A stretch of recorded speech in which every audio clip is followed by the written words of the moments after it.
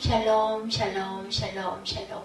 하나님 사랑합니다. 여러분 주 안에서 사랑합니다. 오늘 주께서 나에게 갚아주시는 하나님의 은혜, 우리 함께 은혜 나누고 가기를 원합니다. 52장 13절부터 이사야 53장 12절까지의 내용, 53장 전체죠. 53장이 12절까지 있습니다. 그래서 우리 함께 합독했어요. 52장 13절부터 마지막 절까지, 13절부터 13, 14, 15 그리고 53장 5절까지 우리 함께 합독을 했습니다. 함께 주께서 우리에게 갚아주신 하나님의 은혜를 깊이 새기고 또한 세상에 우리가 그것을 실천하고 가는 저와 여러분 되시기를 주님의 이름으로 축복합니다. 하나님은 인간이 죄악에 빠지자 그들을 구원하시기 시작을 하시죠. 그냥 두고 보실 수가 없어요. 먼저 인간들이 하나님을 떠나 하나님을 잊어버리자 그들에게 하나님의 존재와 인간의 처지와 하나님의 구원 소식을 알리시기로 작정하셨습니다. 하나님의 말씀은 하나님의 사자들을 통해 전달이 되죠. 하나님의 사자들은 말씀의 보따리를 들고 산을 넘고 강을 건너 기쁜 소식, 굿 뉴스를 전하기 시작하십니다.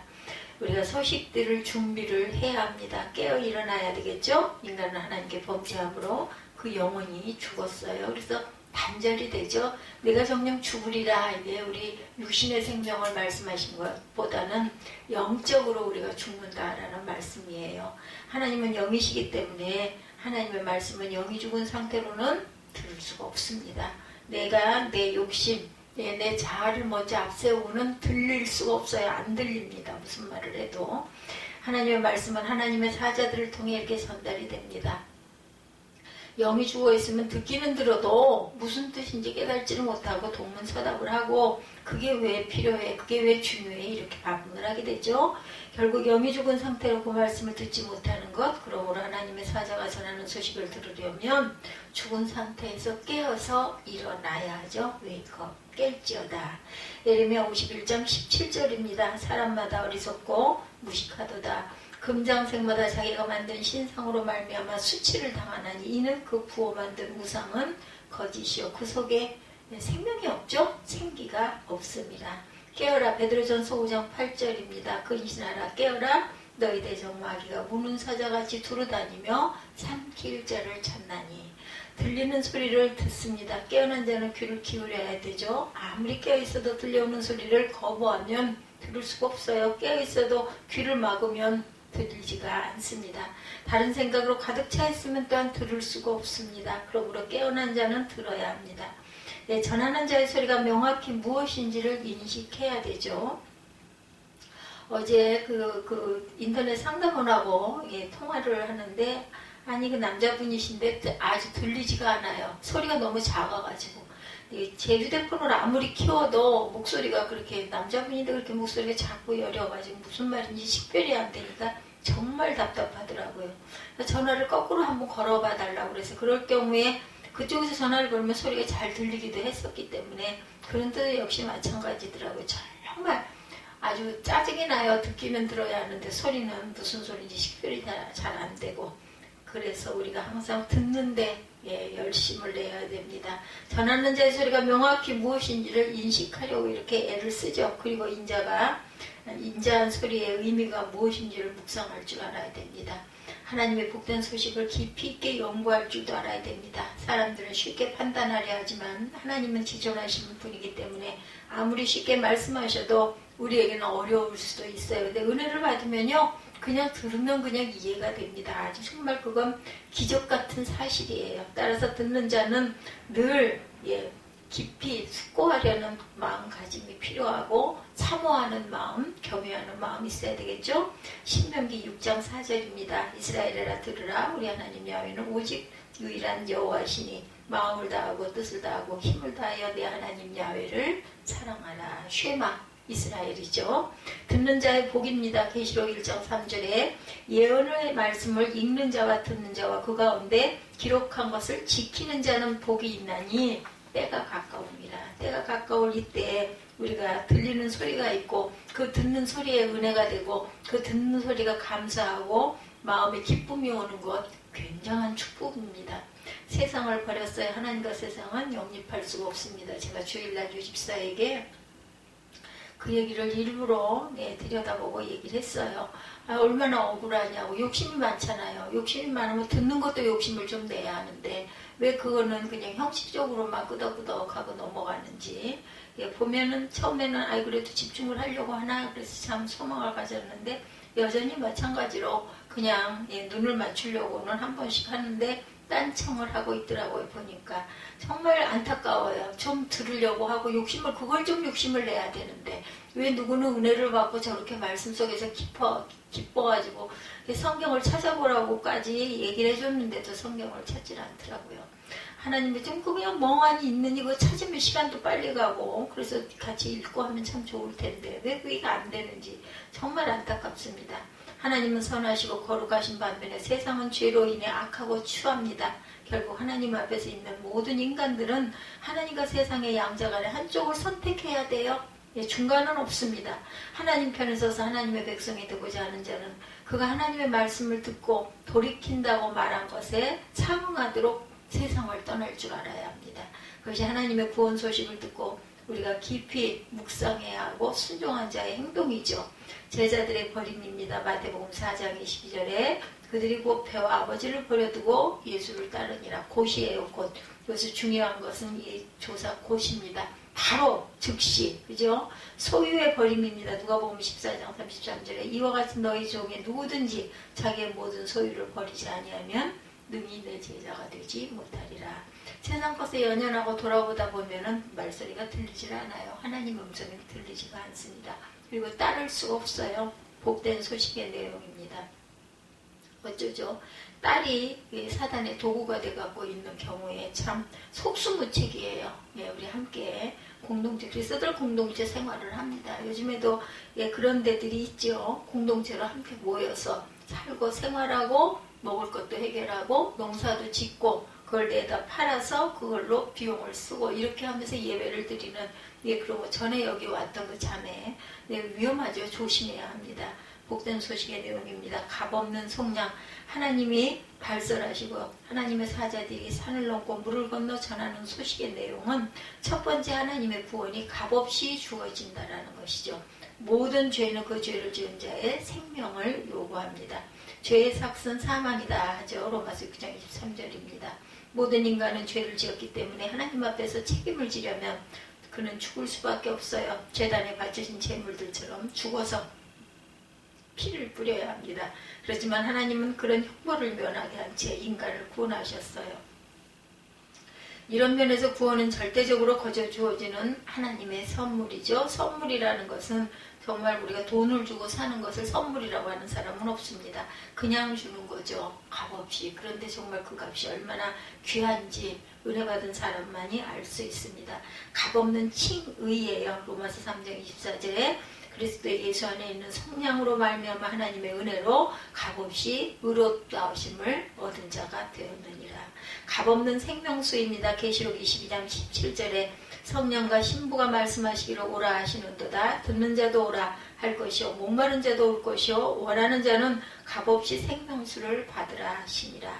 평화와 풍요입니다. 하나님의 구원이라는 값없는 은사를 선물로 받아 살아난 사람은 단지 살아났다는 축복만을 받은 것이 아니고 생명을 되돌려 받았을 뿐만 아니라 살되 어떻게 살아요? 복되게. 아까 그 요양원에 계신 분이 얘기를 했죠. 이건 사는 게 아니라고. 얼마나 고통스럽고 사람의 삶이 아니다. 맞습니다. 현재 죄악된 인생은 부족한 것 투성이에요. 그래서 우리가 어디가 탈이 났을 때 병이 들었을 때 아픈 게 그게 축복이라는 이야기가 있죠. 아픈 통증이 없으면 몰라요. 내가 어떻게 되어 있는지. 그래서 우리가 1년에 한 번씩이라도 2년에 한 번씩이라도 건강검진이라는 걸 합니다. 왜냐하면 자각증세가 없는 채로 병이 발생돼서 점점 깊어지는 경우에 본인이 자각을 하지 못하고 자각할 때는 이미 때가 늦었기 때문에 건강검진을 하는 거죠. 이런 것처럼 우리가 통증이 있는 것도 축복이라는 것을 알아야 된다는 것. 그래서 값없는 생명수 성령과 신부가 말씀하시기를 오라 하시는도다. 듣는 자도 오라 할 것이요 목마른 자도 올 것이요 원하는 자는 값없이 생명수를 받으라 하시니라. 평화와 풍요죠. 이게 복된 삶을 살아야 하는데 생명을 되돌려받았을 뿐만 아니라 복된 삶을 살아야 되는데 현재 죄악된 인생은 부족한 것 투성이다. 이 세상에서의 삶의 두려움과 공포의 연속이죠. 그 삶 속에서 우리가 살아갑니다. 가진 자는 가진 것을 잃을까봐 두려워하고 없는 자는 있는 자들에게 압제받거나 치욕을 받을까봐 전전긍긍하고 두려워합니다. 아무리 많아도 채워지는 무엇이 없어요. 하나님의 구원에는 이런 빈곤이나 두려움이 없습니다. 평화를 주시죠. 누가복음 2장 14절입니다. 곧 돌아오죠. 지극히 높은 곳에서는 하나님께 영광이요 땅에서는 하나님을 기뻐하신 사람들 중에 평화로다 하시니라. 하나님을 기뻐하신 사람들 중에 평화가 임합니다. 하나님을 기뻐할 줄 알아야 합니다. 풍성한 계시록 20장 2절에 길가운데로 흐르더라. 강 좌우에 생명나무가 있어 12가지 열매를 맺되 달마다 열매를 맺고 그 나무 잎사귀들은 만국을 치유하기 위하여 있더라. 영생입니다. 하나님의 소식을 듣고 돌이켜 하나님께 귀의한 자는 그 생명을 새로 얻고 풍요하고 평강된 삶을 산다라고 말씀하시죠. 그것이 잠깐이다 사라진다면 그 생명과 삶은 헛것이며 거짓된 것입니다. 하나님의 구원이 주는 생명과 풍요와 평강의 삶은 한 번 주어지면 다시 사라지지 않습니다. 그것은 끝이 없이 지속되죠. 영원하다. 하나님의 구원은 바로 이런 것이죠. 하나님의 사자들은 이 소식을 전파하고 다녀요. 사람들은 어리석어서 그 소식을 듣지 아니하나 지혜로운 자, 하나님의 은혜를 입은 자는 그 소식을 듣고 기뻐합니다. 생명이 살아나죠. 영생에 들어갑니다. 마태복음 25장 46절에 그들은 형벌에 의인들은 영생에 들어가니라 하시니라. 얻은 영생이에요. 요한복음 5장 24절에 내가 진실로 진실로 너희에게 이르노니 내 말을 듣고 나 보내신 이를 믿는 자는 영생을 얻었고 심판에 이르지 아니하나니 사망에서 생명으로 옮겼느니라. 뭐라고 그래요? 나 보내신 이를 믿는 자는 영생을 얻었다라는 거예요. 예, 진실로 진실로 한 번으로 부족해. 자꾸 말씀하시죠. 진실로 진실로 진실로 내가 너희에게 이른다. 내 말을 듣고 나 보내신 이를 믿는 자는 영생을 얻었고 심판에 이르지 아니하나니 사망에서 생명으로 옮겼느니라. 그래서 영원한 삶을 우리가 살게 되죠. 들은 자의 할 일은 어떻게 해야 할까요? 기뻐해야 합니다. 첫째로 여기 앉은 병이 한 사람이 있어요. 그가 원하지도 않고 자기의 불구를 고치기 위해 노력도 하지 않았는데 고침을 받아 일어나 걷게 되었다면 당연히 기뻐하겠죠. 그는 일어나 뛸 듯이 즐거워하며 기뻐해야 할 것입니다. 앉아서 평생 보낸다는 것이 얼마나 괴롭고 답답하고 수치스러운 일인지 그 고통과 답답함과 수치에서 벗어나 자유하게 되었으니 기뻐하는 것은 당연하죠. 하물며 죽음과 고통에서 건져져 영원한 생명과 복락을 받았다면 기쁘지 않을 수가 없죠. 예, 제가 수술하기 전에 어디를 나가 사람들에게 섞이는 거, 누군가가 나를 알아봐 주는 게 너무너무 공고하고 힘들었어요. 내 모습이 반드시 단정히 서 있는 거 당연한 것이었었는데 그렇게 서 있지 못하다 보니까 어디를 가는 게 누가 나를 보는 게 그렇게 싫더라고요. 그런데 수술을 받고 나니까 다른 데는 엄청난 안에서 무게감과 통증과 아픔이 있지만 반드시 설 수 있다라는 그것이 얼마나 감사하고 귀한 것인지를 알게 됐어요. 남들은 다 서서 그냥 누가 안 쓰는 사람이 어디 있어요. 그죠? 아기 때 빼고는 다 일어나서 벌써 돌이 되면 아장아장 걷기 시작하면서 걷는데 근데 그것을 제가 이렇게 정말 공고함을 겪고 나니까 그게 얼마나 감사한지. 어저께 지방회에서 그렇게 해서 문자가 왔잖아요. 참석하실 수 있느냐고. 지방회의에 참석하실 수 있느냐고. 제가 답을 뭐라고 그랬냐면 건강상 문제가 없으면 참석합니다라고 보냈어요. 글쎄요. 그분이 건강상이라는 그 단어를 그걸 인지를 했을지 모르겠어요. 제가 지방에 못 나가는 것이 농땡이를 피우고 게으르고 가기 싫어서 안 가는 게 아닌 것을 그 사람들이 이해를 해주면 얼마나 좋을까. 몸에 문제가 있고 불편한 사람이 힘이 들고 거기를 몰라서 찾아가는 게 너무너무 힘들고 위험하기 때문에 못 간다는 생각을 한 번 정도는 아니 그걸 왜 몰라. 근데 정상인들은 그걸 알 수가 있겠지만 건강상에 문제가 있는 사람들은 내 몸 하나도 건사하기가 힘들기 때문에 운전해서 거기까지 갈 수가 없다라는 걸 이해하지 못하는 거죠. 그걸 뭘 얘기를 하겠어요. 네, 은혜 받은 사람은 알겠죠. 그래서 그렇게 다 답을 했습니다. 구원을 우리가 늘 기뻐해야 되죠. 시편 9편 14절입니다. 그리하시면 내가 주의 찬송을 다 전할 것이요 딸 시온의 문에서 주의 구원을 기뻐하리이다. 항상 기뻐라. 빌립보서 4장 4절에 주 안에서 항상 기뻐하라. 내가 다시 말하노니 기뻐하라. 얼마나 기뻐해야 할 우리에게 책임과 의무가 있으면 다시 말한다라고 이야기를 할까요? 예. 그래서 바울 사도가 말하죠. 주 안에서 항상 기뻐하라. 내가 다시 말하노니 기뻐하라. 그리고 또한 우리는 어떻게 해요? 기뻐하고 거룩한 삶을 살아야 합니다. 예, 들은 자의 할 일이에요. 하나님의 소식, 복음을, 굿뉴스를 들은 자, 그런 자들은 첫 번째 기뻐해야 하고 둘째는 거룩한 삶을 살아야 합니다. 안진뱅이 예를 다시 들어봅니다. 안진뱅이가 자신은 고침을 받았다고 말하면서 걷지 못한다면 고침받은 것이 아니겠죠? 마찬가지로 하나님의 구원은 공짜로 주어지는 것이지만 구원을 입었다고 한다면 구원을 입은 자답게 거룩하고 의로운 삶을 살아야 비로소 확실히 구원받은 자라는 거라고 할 수가 있겠죠. 하나님의 구원 소식을 듣고 구원에 참여한 자는 그 후로 구원 입은 자답게 거룩하고 의로운 삶을 살아야 한다. 거룩의 성취입니다. 고린도후서 7장 1절에 그런즉 사랑하는 자들아 이 약속을 가진 우리는 너나 나나 우리 모두는 약속을 받았어. 그리고 그것을 붙잡았어. 하나님을 두려워하는 가운데 거룩함을 온전히 이루어서 육과 영의 온갖 더러운 것에서 자신을 깨끗하게 하자. 이렇게 말씀하고 있어요. 온갖 더러운 것에서 육뿐만 아니라 영적으로 영뿐만 아니라 육도 깨끗하게 하자. 행실에 거룩한 자 베드로전서 1장 15절에 오직 너희를 부르신 거룩한 이처럼 너희도 모든 행실에 거룩한 자가 되어라 라고 말씀하고 있습니다. 그리고 또한 마지막으로 우리가 뭐 해야 돼요? 전파할 줄 알아야 합니다.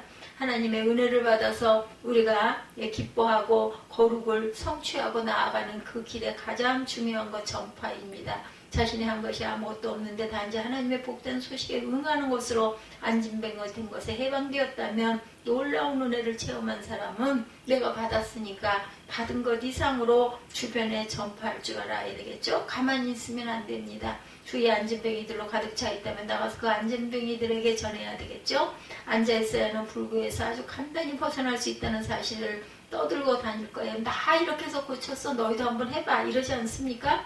이와 같이 값없이 구원받은 이들은 복음을 꼭 전파해야 된다. 어떻게? 언제? 그럼 언제 해요? 때를 얻든지 못 얻든지 언제나 해야 합니다. 지상명령이기도 하죠. 마태복음 28장 19절에서 20절입니다. 그러므로 너희는 가서 모든 민족을 제자로 삼아 아버지와 아들과 성령의 이름으로 세례를 베풀고 먼저 세례를 베풀고 세례라는 게 뭐예요? 우리가 죽고 육은 죽고 죽었던 영이 다시 살아 일어난다라는 의식이기도 하죠. 그래서 새 생명이 되었어요. 세례를 베풀고 세례를 받고 제자들에게 할 일을 분부하십니다. 내가 너에게 분부한 모든 것을 가르치고 지키게 하라. 볼지어다 내가 세상 끝날까지 너희와 항상 함께 있으리라 하시니라. 그런 너희들과 내가 항상 함께 있을 거야. 그러니 가르쳐서 일단 그것을 지켜나가게 해라 라고 말씀하세요. 지상의 명령입니다. 전도의 사명을 우리가 받았어요. 사도행전 1장 8절에 그리하시면 내가 주의 찬송을 다 전할 것이요 시온 문에서 주의 구원을 기뻐하리로다. 이렇게 말씀하고 있습니다.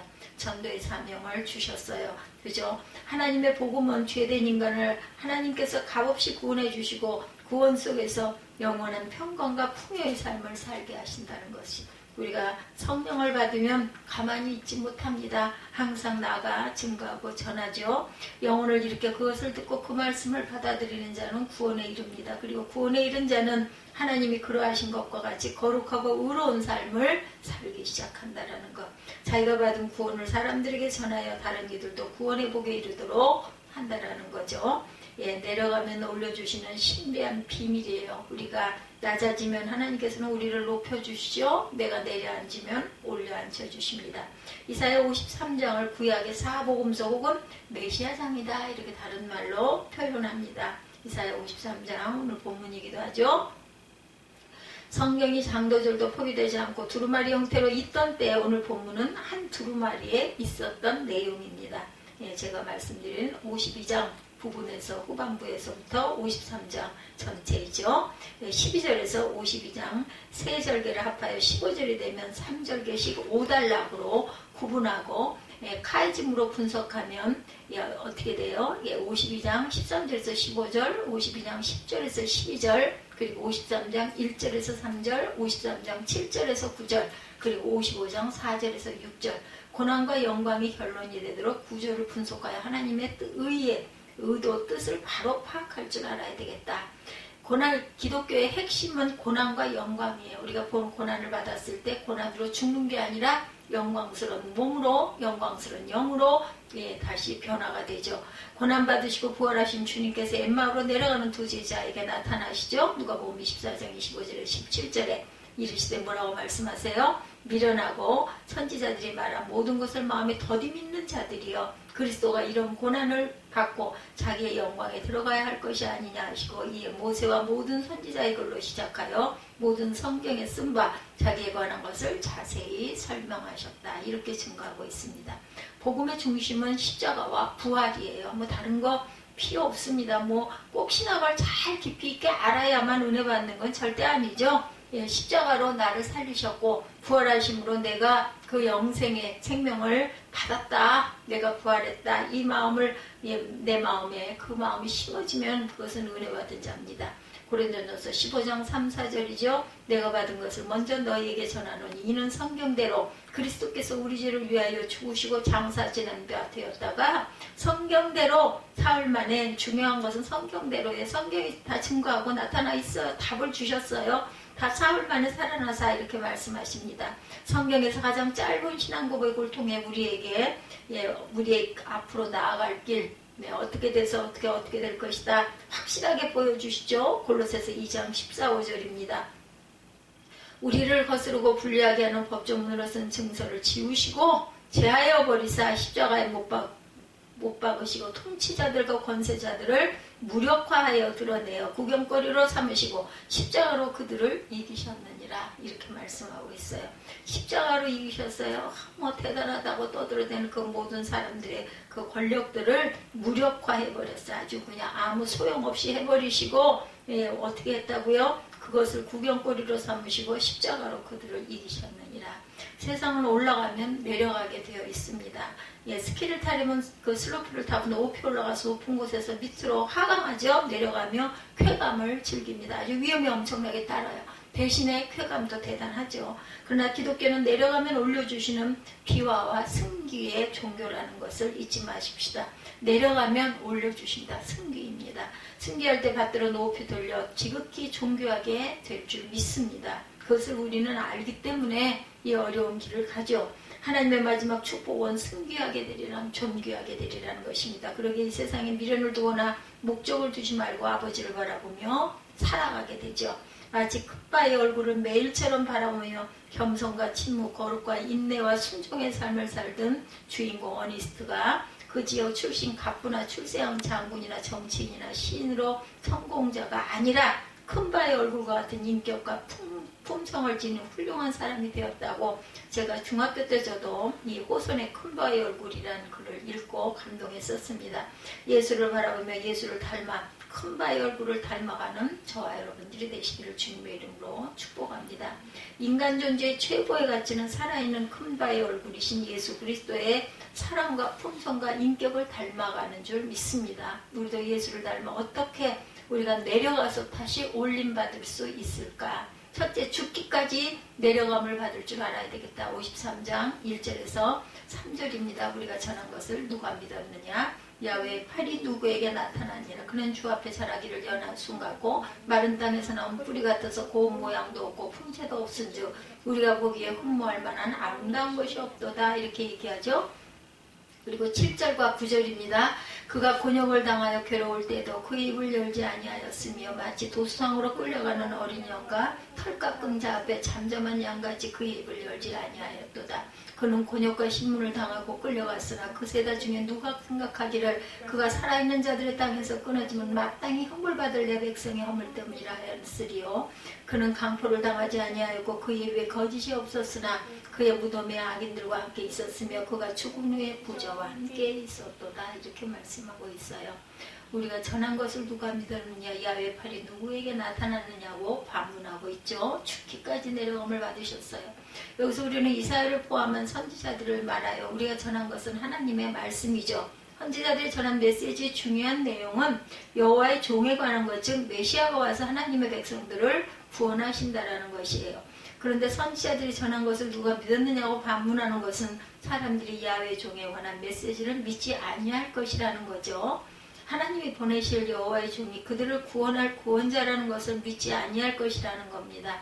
곧 여호와의 종의 구원자 되심에 대하여 사람들이 불신하고 그를 배척하게 될 것을 말합니다. 그 이유가 2절에도 그는 주 앞에서 자라나기를 연한 숨 같고 마른 땅에서 나온 뿌리 같아서 고운 모양도 없고 풍채도 없은즉 우리가 보기에 흠모할 만한 아름다운 것이 없도다 하기 때문이라는 것입니다. 흔히 구원자라고 하면 영웅적인 면모가 있고 마땅히 가문도 좋고 세력도 좋고 세상적인 기타 모든 조건들 기타 등등이 다 좋았을 뿐만 아니라 뛰어난 지략을 갖춘 지혜자이든 매력적인 용모를 지닌 사람이든 백마를 타고 깃발을 높이 들고 적진을 향하여 돌격하는 적을 무찌르는 용감한 장군과 같은 자, 이런 사람을 기대했죠. 유대인들이. 그랬는데 그냥 조랑말을 타고 초라한 모습으로 온 거예요. 그래서 결국은 이게 무슨 그 왕이냐, 십자가에 못 박아라, 이단이다 사단이라 이렇게 된 거죠. 그런데 오실 구원자 야훼의 종은 마른 땅에서 나온 뿌리 같아서 고운 모양도 풍채도 없다고 합니다. 영웅적 조건은 고사하고 호감을 가질 만한 어떤 면모도 없고 도리어 무시하기 딱 좋은 목수의 아들로 이 땅에 태어나셨습니다. 그래서 우리가 보이는 것이 다가 아니라는 거죠. 실제로 이스라엘 백성들은 그가 갈릴리 나사렛 사람이고 가난한 목수의 아들이라는 점 때문에 그를 구원자로 인정하지 않으려 했어요. 그래서 그들은 구원자를 배척했고 심지어 십자가에 못 박아 죽이기까지 합니다. 그래서 구원자를 배척함으로 하나님께 버림을 당하게 된 것입니다. 구원은 사람의 생각, 사람의 판단, 사람의 기대와 전혀 다른 방법으로 제시된다라는 거예요. 구원이 자신의 판단과 생각대로 기대대로 이루어지지 않는다고 해서 이를 배척한다면 그는 과거 유대인들과 동일한 운명, 즉 구원에서 떨어지고 결국 파멸에 처할 수밖에 없다라는 것을 분명히 알아야 된다라는 것. 하나님께서 제시하는 구원의 조건인 예수 그리스도를 구주로 믿음으로 상식만 가지고 이성만 가지고 이룰 수 없고 체험할 수 없는 참으로 풍성한 하나님의 구원을 누리는 삶을 살아가야 하겠죠. 53장 2절 말씀처럼 그리스도께는 우리를 섬기시고자 극히 비천한 모습으로 이 땅에 오셨어요. 왜 하나님은 자기 백성을 구원하시기 위해 보내는 하나님의 종을 이처럼 보잘것없는 모습으로 보내신 것일까요? 만약 하나님께서 사람들이 존중할 만한 호감을 살 만한 고결한 모습으로 오셨다면 무엇을 하든지 사람들의 지지를 쉽게 얻을 수 있었을 거예요. 야훼 종이 흠모할 만하고 매력적인 모습으로 오셨다면 열렬한 환영을 끝까지 받았겠죠? 마치 종료주일 예루살렘으로 입성할 때 연도에 나와 호산나를 외치던 구름 군중들이 가득했을 것입니다. 하나님께서 야훼 종을 비천한 모습으로 세상에 보내신 것은 우리를 구원하시기 위해 비천한 신분도 감수하시고 자신의 생명을 우리에게 기꺼이 내주시기 위하여 오신 거죠. 3절입니다. 우리 인생의 강구와 즐거움을 하시는 그리스도만이 우리의 참 위로자 되신다고 말하죠. 야훼 종은 슬픔의 사람이요 질병을 아는 자라는 말인데 이 인생들이 죄로 말미암아 경험하여 하는 모든 슬픔과 고통을 당하실 것을 말합니다. 멸시를 받아 사람들에게 버림을 받았고 강고를 많이 겪었으며 질고를 하는 자라 마치 사람들이 그에게서 얼굴을 가리는 것 같이 멸시를 당하였고 우리도 그를 귀히 여기지 아니하였도다 이렇게 말씀해요. 참으로 그리스도는 성육신을 통하여 이 예언의 말씀대로 무수한 간구와 질고를 겪으셨어요. 그리스도께서는 우리 인생의 슬픔과 고통, 아픔이 무엇인지를 아시죠. 그러므로 우리에게 필요한 것이 무엇인지 어떻게 위로해야 하는지도 알고 계신다라는 것. 부자는 가난한 자의 배고픔을 이해하지 못하고 높은 자들은 낮은 자들이 얼마나 소외받고 불공평한 처사를 당하는지 그 형편을 이해하지 못합니다. 그리스도는 친히 인간이 되심으로 인간이 경험할 수 있는 모든 강고와 질고를 경험하셨기에 인간의 진정한 도움과 위로자가 되실 수가 있죠. 예수님은 인간의 연약함을 아시기에 어쩔 수 없이 범죄하게 될 때 말할 수 없는 탄식으로 우리를 위하여 중보하신다고 하죠. 성령께서. 그러므로 그리스도를 진정한 위로와 도움 삼아야 합니다. 우리가 고통당하고 마음이 상할 때 그리스도를 의지하고 그의 위로를 기대하시기 바랍니다. 7절이죠. 그가 곤욕을 당하여도 괴로울 때도 그의 입을 열지 아니하였으며 마치 도수장으로 끌려가는 어린 양과 털 깎는 자 앞에 잠잠한 양같이 그의 입을 열지 아니하였도다. 제가 한번 말씀드렸죠. 이스라엘에서 양을 털을 깎아서 죽이는 그 모습에 아무런 소리를 내지 않고 그냥 죽을 때도 숨을 한번 크게 몰아쉬고 그냥 잠잠해지더라, 팔팔 떨리더라는 그런 이야기를 제가 읽고 전한 적이 있습니다. 그리스도께서는 아무런 죄도 없이 엄청난 정신적, 육체적 고난을 당하면서도 단 한마디 자신의 억울함을 호소하거나 항의하지 않았다. 그 모든 고난을 묵묵히 감당하셨어요. 마치 도축장으로 끌려가는 어린이 아니나 털 깎는 자 앞에 양같이 제가 아까 말씀드린 대로 철저히 순종합니다. 8절의 말씀처럼 곤욕과 신문을 당하여 끌려갔으나 그 세대 중에 누가 생각하기를 그가 살아있는 자들의 땅에서 끊어지면 마땅한 형벌을 받을 내 백성의 허물 때문이라고 하였으리요. 그는 강포를 행하지 아니하였고 그의 입에 거짓이 없었으나 그의 무덤에 악인들과 함께 있었으며 그가 죽은 후에 부자와 함께 있었도다. 예수님의 죽으심은 무엇 때문도 아니요 궁극적으로 하나님의 백성을 죄에서 구원하시려는 대속적 의미의 죽음. 아무런 잘못이 없고 아무런 죄가 없으신 분이 이런 모든 지구를 감당하고 겪으신 것은 우리의 죄 때문이다. 배속하시기 위해서 예수님의 죽음은 그 죄로 인하여 마땅히 형벌받을 하나님의 백성을 위한 죽음이었다. 예수께서 야훼의 종으로 이 땅에 오신 것은 하나님께서 만민 중에서 하나님의 백성으로 택하신 자들을 구원하시기 위한 확실한 증거였다라는 거죠. 예수님은 살아계신 하나님의 아들이십니다. 예수님의 죽으심은 궁극적으로 나의 죄 때문이며 나를 속량하기 위하여 그 은혜로운 대속의 죽음이라고 고백하는 저와 여러분이 되시기 바랍니다. 9절 말씀입니다. 그리스도께서 묻히신 무덤 속에서 우리를 향하여 크신 위로가 담겨 있어요. 그의 무덤에 악인들과 함께 있었으며 그는 죽은 후에 부자와 함께 있었도다. 부자의 무덤에 묻혔죠? 그죠? 그렇게라고 말씀합니다. 왜 그리스도께서 죽을 수 없는 분으로 죽어 장사되었을까? 1차적으로 주님께서 우리를 대속하기 위해 죽으셨음은 완전한 확정한 것이며 그에게 속한 성도들을 위로하기 위함이다. 인간의 최고의 공포이며 두려움인 죽음은 주께서 경험하심으로 성도를 위로하시려는 하나님의 은혜인 줄을 우리가 믿어야 합니다. 이제 장차 들어갈 무덤은 더 이상 사망과 심판을 상징하는 처소가 아니고 평안한 안식으로 들어가는 통로이므로 그로 인해 절망과 낙담에 사로잡히지 않고 살아가야 되겠다. 이렇게 항상 우리에게 그 영광 받으실 영광을 받지 않으냐 하시고 모든 것을 종의 형체를 비워서 사람이 되시고 죽기까지 복종하심으로 완전히 다 내려가신 것. 이렇게 보면은 비하의 3단계입니다. 1단계 영광 받으실 영광을 받지 아니하시고 2단계 비호 사람이 되시고 그리고 3단계 죽기까지 복종하심으로 완전히 끝까지 바닥까지 내려가셨어요. 우리도 예수를 닮아 어떻게 내려가서 올림을 받을 수 있을까? 둘째, 오직 그리스도의 공로로만 높여주신다라는 것을 잊지 말자. 13절에서 15절, 15장 10절에서 12절입니다. 53장 10절에서 12절.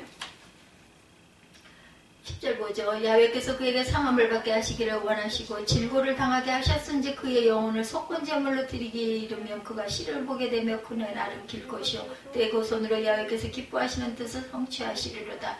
그가 자기 영혼에 수고한 것을 보고 만족하게 여길 것이라. 나의 의로운 종이 자기 지식으로 많은 사람을 의롭게 하며 또 그들의 죄악을 친히 담당하셨다.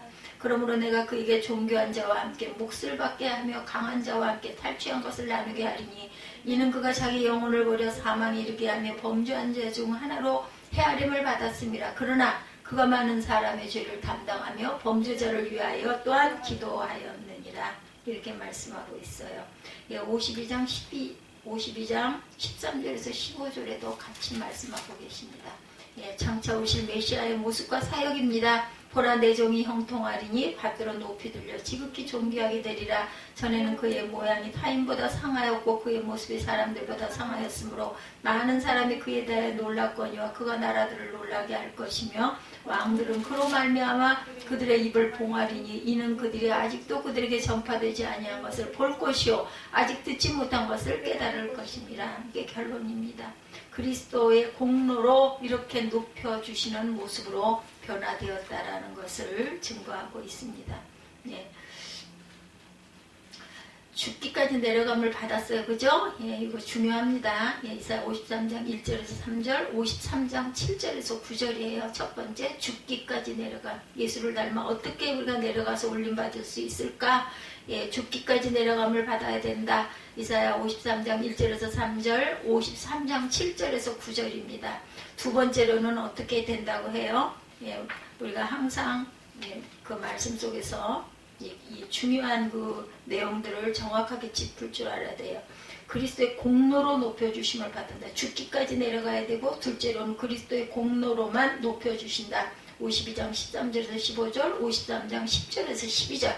예, 고난받은 야훼의 종 노래이기도 합니다. 52장 13절에 보면 보라 내 종이 형통하리니 받들어 높이 들려 지극히 존귀하게 되리라는 것은 저기 고난을 받으신 이후에 지극히 높여짐으로 영광스럽게 되실 것이기 때문이다. 그렇기 때문에 우리도 따라가죠. 이렇게 같이 고난도 받고 그랬을 때 하나님이 나를 높여주실 것이고, 내가 죽어야 산다. 내가 죽으며 죽기까지 복종했을 때 영생의 삶을 살 수 있다는 것을 믿고 알고 따름이죠. 야훼 종의 본래 신분은 하나님 보시기에 근본 존귀자였었습니다. 그는 본체 하나님의 본체로 하나님과 동등자였다. 빌립보서 2장 6절이죠.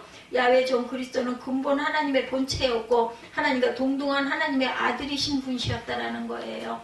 그러한 그가 야훼 종이 된 것은 사람들로부터 멸시와 고난을 받으시고 심지어 죽기까지 하셨어요. 우리를 위하여, 우리를 구원하시기 위해 우리 대신 고난을 당하시고 죽기까지 하셨다. 하나님 우리를 대신해 주신 예수님을 무덤에 그대로 두시지 않은 것은 아무런 소망 없이 절망과 어두움 가운데 살지 않도록 하기 위해서 그를 무덤에서 일으키신 거예요. 우리도 또한 그렇게 해주시겠죠.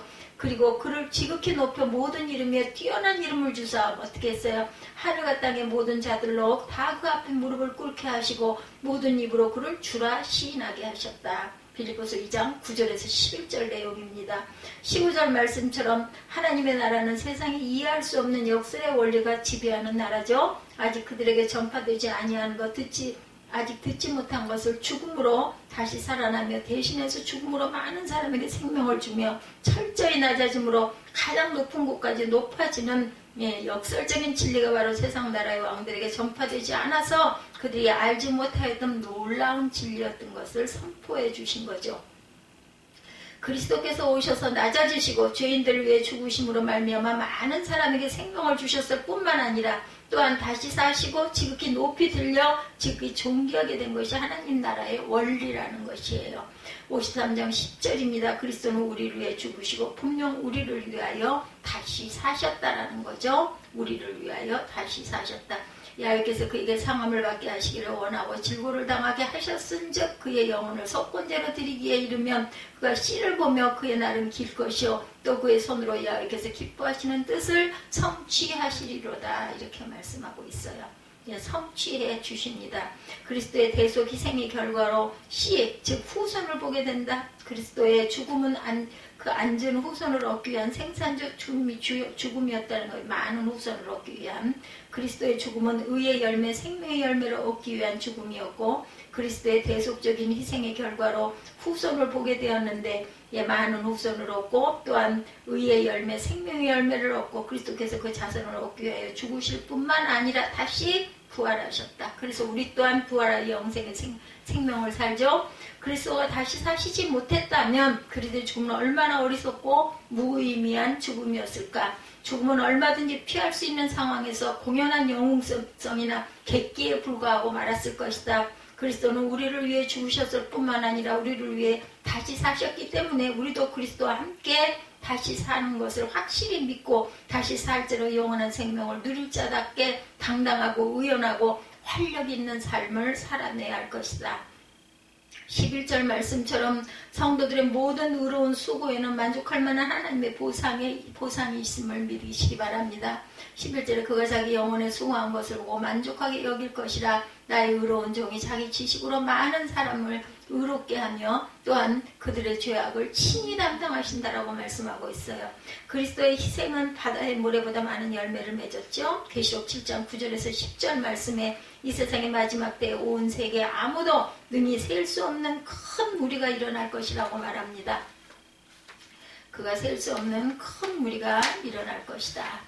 흰옷을 입고 손에 종려가지를 들고 하나님의 보좌 앞과 어린 양 앞에 서서 큰 소리로 구원하심이 보좌에 앉으신 우리 하나님과 어린 양의 고래로다 라는 찬양을 하죠. 계시록 7장 9절에서 10절입니다. 이러한 극상의 보상이 그리스도에게만 있는 것이 아니라 모든 영적 수고로하는 사람들에게 동일하게 주어질 것이다. 그리스도는 모든 면에서 그리스도인들의 모본이 되어 그 죽음도 그리고 다시 사심도 다 성도들에게 이루어진다라는 것입니다. 그리스도와 같이 하나님의 맡기신 일을 축복되고 영광스러운 일을 위해 의로운 수고를 감당하게 될 때 하나님께서 하늘의 축복으로 만족할 만한 보상을 주실 줄 확실히 믿으시기 바랍니다. 12절 말씀처럼 우리는 오직 그리스도의 공로로 인하여 천국을 기업으로 나누게 될 줄 믿습니다. 12절이죠. 그러므로 내가 그에게 존귀한 자와 함께 몫을 받게 하며 강한 자와 함께 탈취할 것을 나누게 하리니 이는 그가 자기 영혼을 버려 사망에 이르게 하며 범죄자 중 하나로 헤아림을 받았음이라. 그러나 그가 많은 사람의 죄를 담당하며 범죄자를 위하여 기도하였느니라. 예, 셋째로 고난 없이 영광이 없다라는 거죠. 노크로스 로크라분입니다. 고난 없이 영광이 없어요. 4절 5절은 야훼의 종이 당하게 될 고난의 성격을 말하죠. 야훼의 종은 우리의 질고를 주고 우리의 슬픔을 당하였다. 그가 찔림은 우리의 허물 때문이요 그가 상함은 우리의 죄악 때문이라. 그가 징계를 받음으로 우리는 평화를 누리고 그가 채찍에 맞음으로 우리는 나음을 입었도다. 야훼의 종의 고난의 원인은 전적으로 우리 죄인들에게 있습니다. 찔림, 구멍을 뚫는 것을 의미합니다. 주님께서 가시면류관으로 머리에 찔림을 당하시고 대못으로 손과 발에 못 박힘을 당하고 참으로 옆구리에 찔림을 당하였으며 온전히 그 모든 것을 성취하시죠. 이란 메시아의 고난과 고통은 우리의 허물 때문이라는 것을 다시 한번 기억하시기 바랍니다. 상한 메두카입니다. 원어로. 단순히 피부가 상하는 정도의 상태가 아니라 짓밟혀 뼈가 완전히 으스러지는 치명적인 상태를 의미합니다. 그래서 이게 원어적으로 성경을 볼 줄 알면 아마 더 빨리 더 깊이 우리에게 각인이 될 거예요. 은혜가 더 충만할 겁니다. 메시아의 몸이 완전히 으스러져서 버림을 받을 정도로 견디기 힘든 고난을 당한다는 사실을 강조하고 있어. 이런 고난은 하나님 앞에서 죄악을 범한 우리 인간이 당해야 할 고난을 대신 당해 주셨어요. 예수께서. 징계, 무사르입니다. 무사르. 부모가 자식을 바로잡기 위해 근심히 책망하는 것을 말하며 평화를 누린다는 말 샬롬의 원형 샬롬. 평화를 당한다는 것. 샬롬은 단순히 전쟁과 분쟁이 없는 상태가 아니라 어느 것 하나 부족함 없이 완벽한 행복의 상태를 나타내는 표현으로 무엇보다 하나님과의 관계의 회복에 초점이 맞춰진 것을 말합니다. 이 샬롬이라는 인사가 이렇다라는 것을 혹시 그 사람은 알고 있는지 모르겠네요. 그죠? 어떤 샬롬, 전쟁과 분쟁이 없는 상태가 아니라 어느 것 하나 부족함이 없는 완벽한 행복의 상태, 이런 축복을 해주는 것을 그렇게 판단을 하는 것은 정말 언어 도단이고 문제죠. 5절에서 그가 채찍에 맞음으로 우리는 나음을 받았도다 하므로 메시아의 고난을 통해 하나님의 백성은 완전한 회복의 그 모든 최축복이 됨을 강조하고 있습니다. 예수께서 십자가에서 십자가 형벌을 받으시기 전에 채찍질을 당하셨고 신문 과정에서 얼굴에 침뱉음을 당하셨고 주먹과 손바닥으로 맞으셨고 갈대로 머리를 맞는 등 모욕, 최고의 모욕을 당하는 거죠. 우리의 정말 자존이 굉장히 참 견디기 힘들어요. 자존심을 누군가 밟았을 때 몸이 부들부들 떨리지 않아요? 근데 이런 기가 막힌 침뱉음을 받고 그리고 모욕을 당하고 주먹과 손바닥으로 맞고 그리고 희롱도 하죠. 그죠? 이 신포도주 먹으라고 막 해운 끝에다 묻혀가지고 입에다 갖다 대주고 침뱉음을 당하고 주먹과 손바닥으로 맞고 갈대로 머리를 맞고 가시면류관을 머리에다 씌워서 그 찔림, 그 피 흘림 얼마나 대단합니까? 그것을 다 당했다는 거야. 그 모욕 우리를 위해서. 이렇게 예수님은 육체적, 정신적, 영적인 고난을 당하셨기에 우리가 나음을 입었어요. 이는 인간이 어떠한 주도적 역할을 해서가 아니라 하나님으로부터 주어지는 구원의 그러한 우리에게 주어지는 수혜자가 된 것을 분명히 말하고 있습니다. 그리스도의 십자가를 의지하는 사람은 치유의 은혜와 참 평안을 선물로 받게 될 줄 믿습니다. 그리스도의 십자가 순환이 있기 전 모든 인생은 항상 불안한 가운데 평화를 누릴 수 없었고 질병에 사로잡혀 고통을 당해야 했습니다. 죄와 죄의 대가로 사망에 이르는 중대한 질병에 시달려야 했죠. 모든 사람이 죽음에 이를 질병에 걸려 신음하다가 마침내 죽어가게 됩니다. 그리스도께서 인간들의 모든 허물과 죄악을 짊어지시고 십자가에 죽으셨기 때문에 십자가를 의지하는 자마다 더 이상 죄인으로 여겨지지 아니하고 의인으로 인정을 받죠. 인간의 가장 고질적이고 근원적인 죄를 치유받게 됐습니다. 이는 불치병 환자가 기적적으로 치료받은 것보다 사형 선고를 받은 자가 사면 선고를 받는 것보다 놀랍고 감격적이고 축복된 일이다. 이렇게 치유의 은혜, 평안의 축복을 선물로 받은 성도는 그리스도의 크신 은혜와 사랑에 감사하며 치유받은 자답게 영육간의 경건한 삶, 평안을 누리는 삶을 살아가기를 축복합니다. 6절에서 우리가 다 양 같아서 하는 것은 인간의 본질적인 생명과 구원의 길을 갈 수 없는 존재라는 거예요. 우리는 다 양 같아서 53장 6절이죠. 그릇 행하여 각기 제 길로 갔거늘 야훼께서는 우리의 모든 죄악을 그에게 담당시키셨도다. 이것을 전부 다 하나님은 공의의 하나님이기 때문에 예외가 없습니다. 아들 독생자로 인하여 이 모든 질고를 철저하게 다 받게 하신 거죠. 그래서 여기서 다 받게 하셨다. 하나님의 백성 한 사람도 빠짐없이 모두 양과 같이 길을 잃고 방황하지만 야훼께서는 우리 모두의 죄악을 메시아에게 넘어가게 패스오버 하셨어요. 인간은 오직 참 목자 되신 하나님께서 강권적인 은혜로 인도할 때만 바른 구원의 길을 갈 수가 있습니다. 그러므로 우리는 더 이상 우리 스스로 구원의 길로 찾으려는 노력의 완고함과 어리석음을 버리고 하나님께서 우리 앞에 제시하신 예수 그리스도의 길로만 가야 될 줄 믿습니다.